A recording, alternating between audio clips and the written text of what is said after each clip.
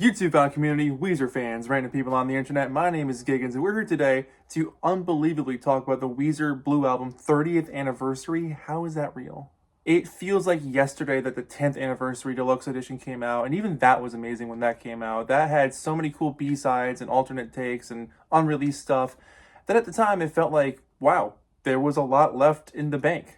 Now, as many Weezer fans know, a lot of the stuff from the Blue Album era has been leaked online over the years in demo form in one way or another. So a lot of it has been heard. A lot of the live stuff's been heard. A lot of these, radio shows have been heard before. For me, I was kind of going into this project not expecting to hear anything new, but when I saw the track listing, I was actually taken by surprise because there were a lot of things that were actually new. So this review won't necessarily be about the album itself. I'll do an actual Blue Album review at some point, but for the most part, the remastered album sounds great. The bass has been raised up a little bit here and there. There's a little bit more clarity in the top end with the vocals, but for the most part, it sounds like the Blue Album. There's not too much of a difference in the sound. So let's jump into the BBC evening stuff because these live tracks have so much dynamic, raw, hungry energy. It's hard to not get excited when you hear them because you hear that youthful enthusiasm in the performances. They really were trying to prove to the world that they knew how great they were, hoping to get others on board with them because they knew their songs were good, they knew their playing was great, and they knew they had something really special on their hands with this debut album. There's some very cool feedback moments, there's some great moments where Pat improvises more on the drums, the vocals are so impassionately delivered. Instead of harmonica and in the garage, they use an organ, works super well. No One Else slams along really well, and Surf Wax America is delivered with this mission statement enthusiasm. So infectious. There's a couple of acoustic tracks, Buddy Holly and Undone from the Greater London Radio in January of 1995.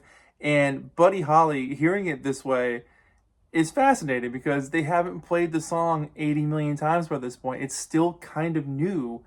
And you hear the tenderness, the sweetness in it that makes this song so lovable. Undone has always been kind of a strange song anyway, but hearing it in this acoustic way, which they did a lot of acoustic shows back in those days, but hearing it performed this way, letting the song breathe, letting the song take its time. It's so precisely performed, even though it's a bit jammy at the same time. The magic of what that song is shines even more so as an acoustic take. The kitchen tapes have been around for a long time, and these were originally, cassette demo recordings that have been around since the early days of the internet. So I've been listening to the kitchen tapes for 20 odd years now.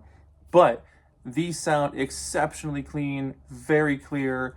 Something got done with these tapes to present them in the most authentic way you possibly could imagine. They've come out before, but these sound really nice. The Third Practice and Garage Practice tracks are where things get really interesting. You're getting a fly-in-the-wall view of the band growing and developing their sound together just by jamming and rehearsing with these early songs. Some of them have never been heard ever again. One of those tracks, I Can't Forget This Way, this thing, Pat leads off the charge on this thing before super sludgy, growling guitars come in and shouty, gritty vocals layer on top of it. It's so un-Weezery, but it's very close to what they were doing in earlier bands like 60 Wrong Sausages. But for as grungy and as sludgy as the verses are, the chorus has glimmers of what would come to be the Weezer sound with a little bit of a pop element to it. Windows Down is a bass-led track, and for me, feels like a cross between My Name is Jonas and Only in Dreams. It's definitely of that era where you've got that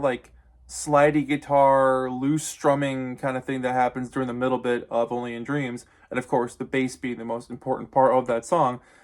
This track, I feel like if it was more fleshed out, it could have been a really cool B-side. But I feel like the elements of this song lent themselves to other tracks that ultimately became songs we know. Dawn Sets Upon Us is a really chill, atmospheric, beautiful song with some wonderful vocals from Rivers kind of really expressing himself. It's warm, it's comfy, but it finds just enough places to sneak in some great guitar work. An album highlight for sure. They do a great cover of Just What I Needed by The Cars. Worked out well, working with Rick Ocasek. Perfect. And then you get some acoustic tracks and some electric tracks from 92 and 93. And again, hearing them in these raw settings is fascinating because you get a whole different version of the band. It's amazing that these guys changed so much within that year. Between 92 and the end of 93, their growth was insane. That electric version of My Name is Jonas from June of 92 is so early on in their career, but it's a little messy, it's really hyped up. Pat's doing the original bouncy drum rhythm, and Rivers is just screaming.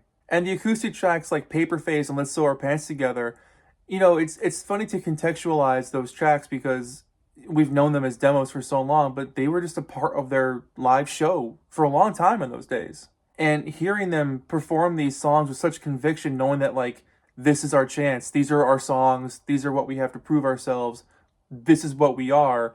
And then those songs just disappeared to time right after that, because when they started doing the Blue album, those songs were right out the window. As the live stuff on the last disc progresses, you get to 93, where you get songs like Jamie and Lullaby for Wayne, and these songs really set the ground for what the Blue album would become. Lullaby for Wayne, for instance, was definitely a song you knew they were proud of at that time, and was definitely an early contender to be on the Blue album, but just didn't make it because ultimately, lyrically, it didn't fit in. I think it's cool the record ends with Lullaby for Wayne, because that was like one of the last songs to be like, all right, this might be on the Blue album, but ultimately it didn't make it. So you're kind of left with what's coming next. So you end the CD with Lullaby for Wayne, and if you were to go right back to song one, the album starts over. So it's kind of like you got to the point where it was like just gonna be on it and it just missed it. It's insane to me that the Blue album is 30 years old. It's insane to me that there's still songs that we have not heard yet until now